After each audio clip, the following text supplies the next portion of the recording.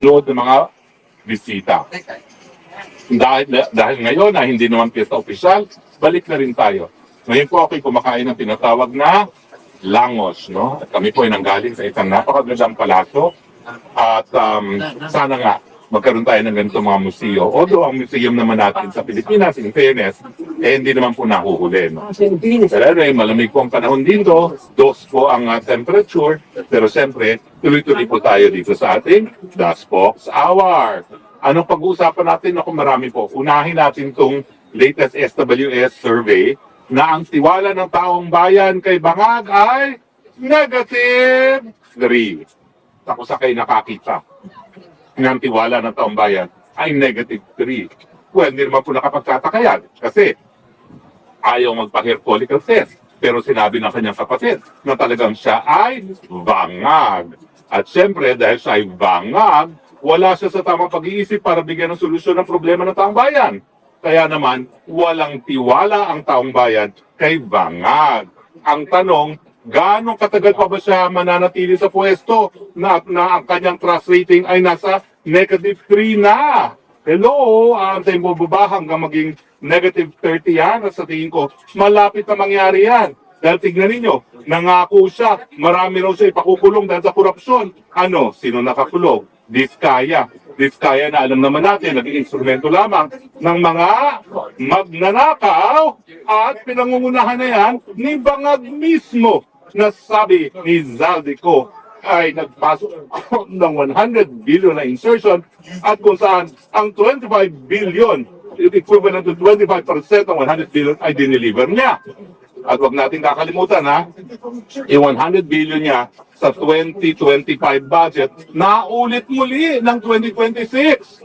Kaya lang, si Yusek Cabral lang ang meron talagang nakakaalam kung nasaan yung mga proyektong yan. At ngayon, tigok ang Yusek Cabral. Mukhang magiging sikreto na kung ano yung mga naging dagdag ni Bangag sa 2026 budget. Kung nga pala ko ha, may film television channel dyan. Pati ako dinadawit dito. No? Hello, as of 2020 po. No? Ako po ay kakabalik ko pa lang as spokesperson noon nung panahon ng COVID. Huwag niyong kakalimutan, 2019 wala po ako sa gobyerno dahil ako po ay nagkaroon ng sakit sa puso. Bumalik na lang ako, kasagsagan na ng COVID. No? At syempre, ewan ko bakit binanggit pa ako ng news channel na yon. Tagto 2 million lang daw at 2 proyekto raw yon sa Ifugao. No? Sa totoo lang, di ko po maalala yan. Pero sa tingin ko, yan po ay mga mayors na mga dumalaw sa akin sa Malacanang, humingi ng proyekto, gumawa tayo ng liham. Hindi ko po alam kung yan naman po ay na-include sa NEP or hindi. Basta ang importante, kapag humingi at letter lang naman ang padadala ko, nagpapadala tayo. No? Pero maliliit po yan, hindi po yan ikayayaman. Dahil 2 million daw po yung 2 proyekto na di umano ako'y lumiham. Pero ginawa kong balita ng news agency na yun. Siguro, mula ngayon, ipoboykot ko na rin yung news agency na yun dahil masyado naman silang sensational. No?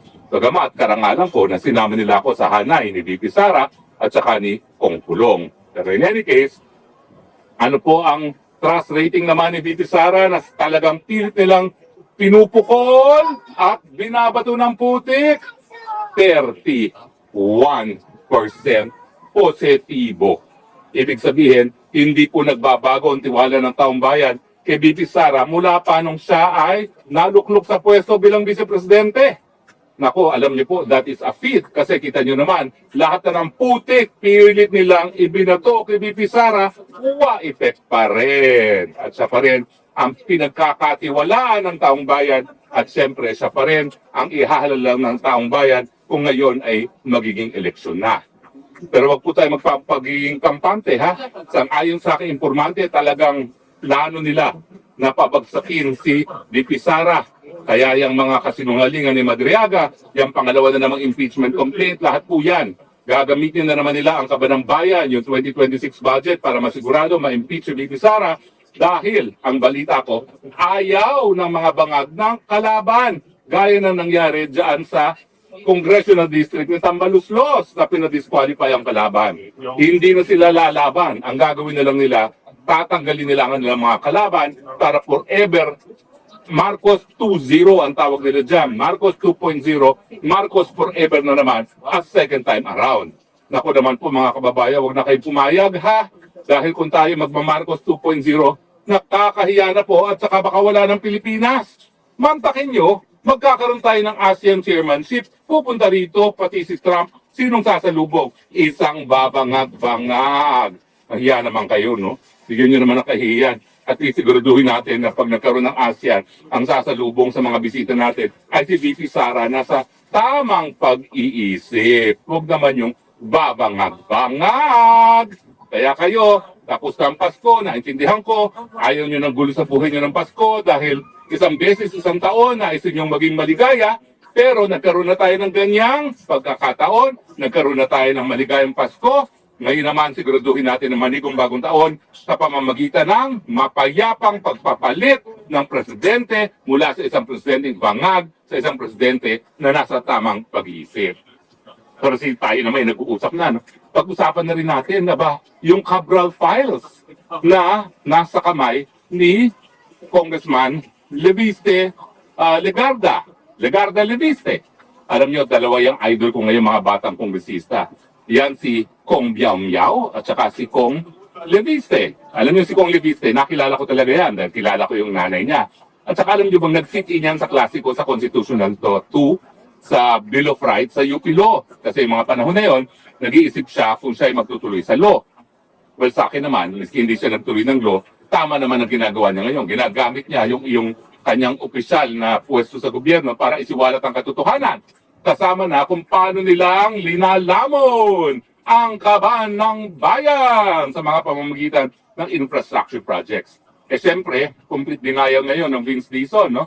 Siyempre, dahil kapag na-authenticate na yung Cabral Files na hawak-hawak ni Leviste, eh lahat tayo ngayon, malalaman natin kung sino talaga ang nagpasasa at nagpayaman at the expense of public coffers.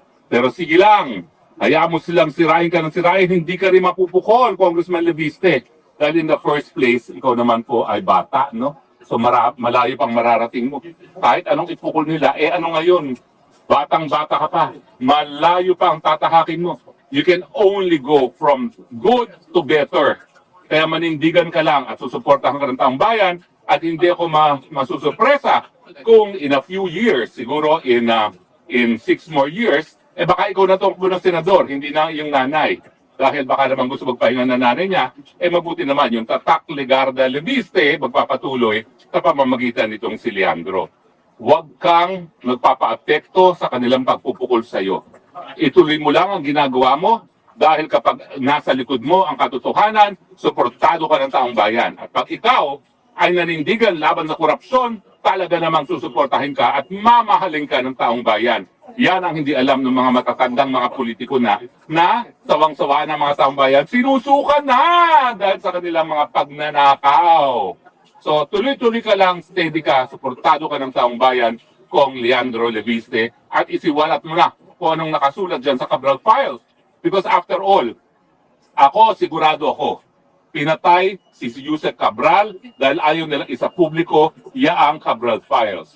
Kung siya'y nabubuhay, siya'y po pwedeng maging state witness at siya'y magiging dahilan kung bakit ang presidente mismo makukulong sa korupsyon. Dahil sigurado ko, na gaya ng sinabi ni Zaldico, merong mga insertions sa presidente, ang tanging nakakaalam lang yan ay si presidente mismo at si Yusek Cabral, na ngayon ay hawak-hawak ang prueba ni Congressman Legarda Leviste.